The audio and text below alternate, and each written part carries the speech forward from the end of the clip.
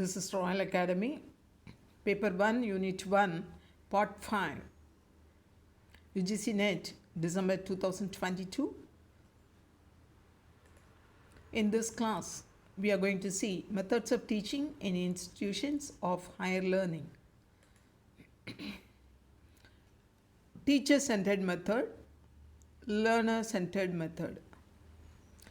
See, what is teacher-centered method? What is learner-centered method? We are going to see. Teacher-centered method, it is a conventional approach. The main focus is on the teacher. Teacher delivers lecture to students who act as passive learners. Flexibility is lesser in such methods.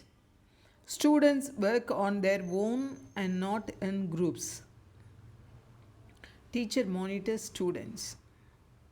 Learning is evaluated by teachers.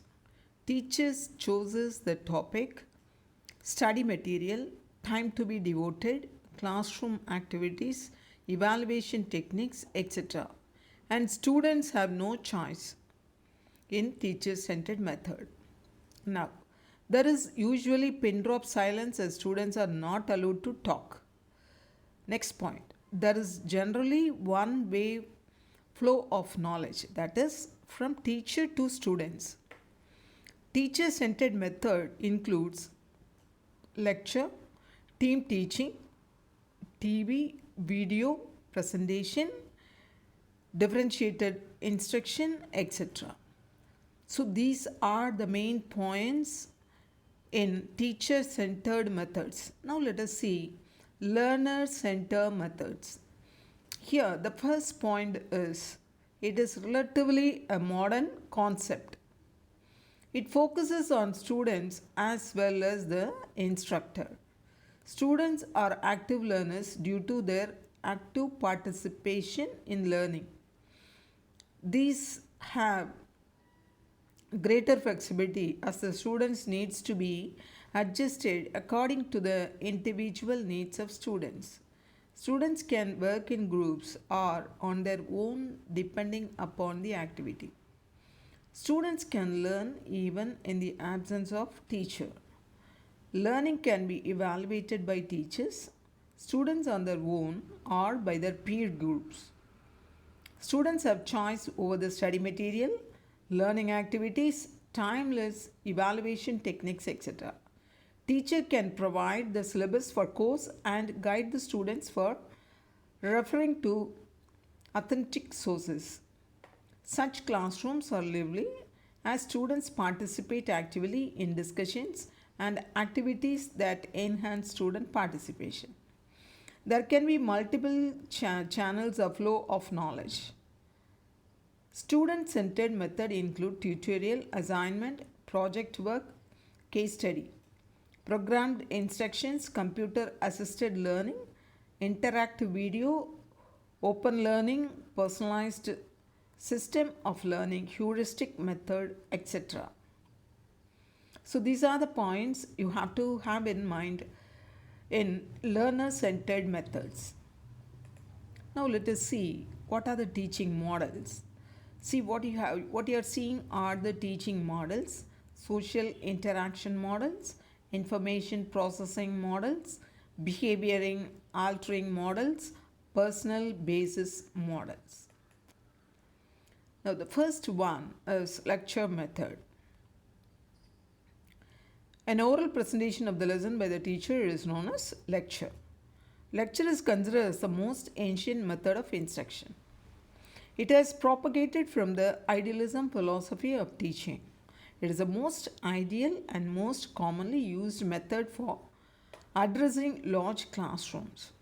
Generally, there is only one-way communication between teacher and student with little or no participation from learners. See, this method has merits as well as the demerits. What are the merits we are going to see now? First point, for addressing larger groups, usually lectures are presented. It is economic as more information can be provided to students in a short span of time. And third one, there is flexibility as a teacher can adjust the flow of information depending upon the time and needs of the class. Demerits. Now let us see what are the demerits. First one, there is little or no participation from the student side. Students may listen or may not. So that is the first point. Second one, the teacher controls the flow of information. Third point, it has a tendency of becoming boring if the teacher has not planned properly. Fourth one, individual needs of the students are not addressed. Second method is demonstration method.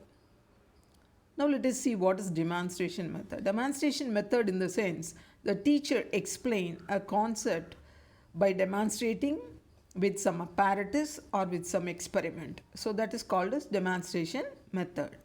So demonstration means explaining or showing students practically the working or any procedure or object. It is most commonly used in teaching mathematics and sciences.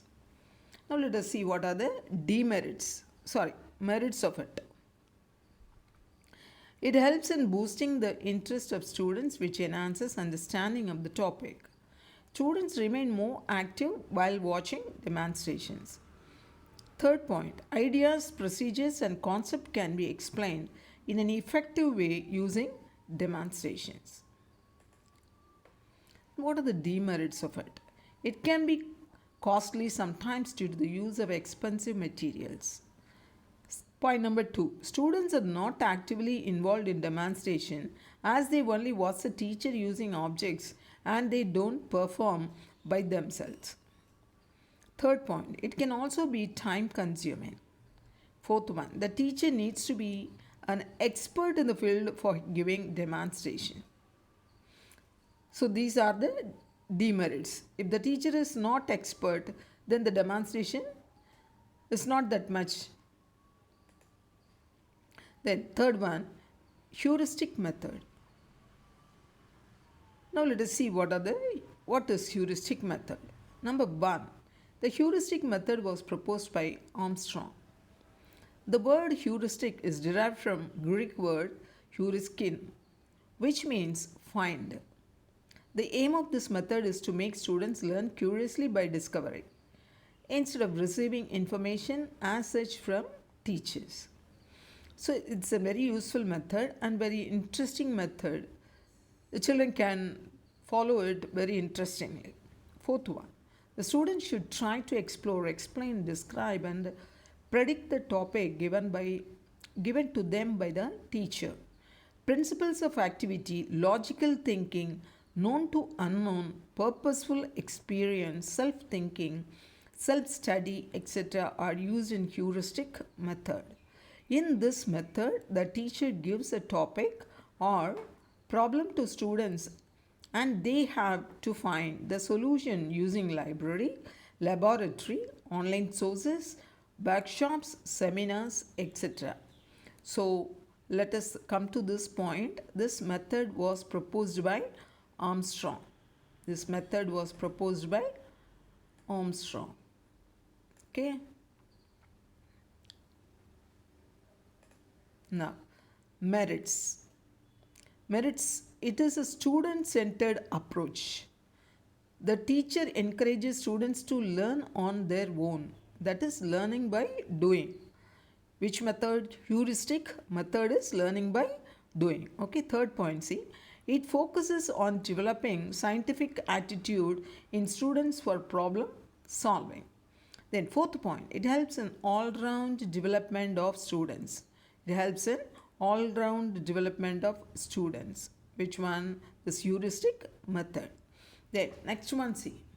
Fifth one, it also develops confidence in students. So this is very, very important. This point of view is very important, which develops the confidence in students. Now, demerits. What are the demerits? It is not meant for students of primary level because by doing this experiments and all, primary school children, they are unable to do it. So only it depends on only this is possible for the middle school or the high school children. Now, not all students possess the same set of skills. So, below average students will not be comfortable with this method. Okay, that's what I explained in the last. It is important here for students to have access to library, laboratory and internet, but some institutes may not be able to provide these. So, in such circumstances, it will be difficult to use this method. Now, next one is flipped classroom. A modern concept that has become more popular since 2007. Here, teachers record their lectures and share them with students. It is named flipped classroom. So, what is flipped classroom? The teachers record their lectures and share them with students. Okay, this is called as flipped classroom. This is called as flipped classroom. Okay, and it is the opposite of a normal classroom. What is that? In a normal classroom setup, the teacher instructs the students and gives them assignments as homework. Whereas in flipped classroom, the teacher shares the link for video lectures with students and they watch these at their own place at home. The students then work on the assignments in the classroom. So this is what called as flipped classroom. Now, merits for the flipped classroom. Students can study video lectures and handouts at their own pace. There can be better discussions or assignments in the classroom. Sometimes than the lecture method, this may be a better discussion or assignments in the classroom. Now, what are the demerits of this flipped classroom? Teachers as well as students should be aware of the latest technologies which can be used for recording and sharing lectures. There could be problem if teachers and students do not have good internet connection. Okay, so these two are the demerits of this flipped classroom. Now, kinesthetic learning. This is also known as tactile learning or hand-on learning. Okay, so kinesthetic learning is called as tactile learning or hands-on learning. Okay, so in such learning, there is more emphasis on physical activities instead of lectures or demonstrations. So students learn by experience, role playing, drama, sports, drawing, etc. So what is kinesthetic? It is by practice. So what are they doing? So what practice they are doing? It is role playing, drama, sports, drawing, etc. So all these the students experience. So this is very effective learning. Okay, this is otherwise called as tactile learning or hands-on learning. Now, merits. It involves lesser use of technology. Such activities are good in engaging students so that they learn with greater interest and curiosity. It helps students in retaining what they have learned. Demerits. What are the demerits? Not all subjects can be taught using such method. That's true.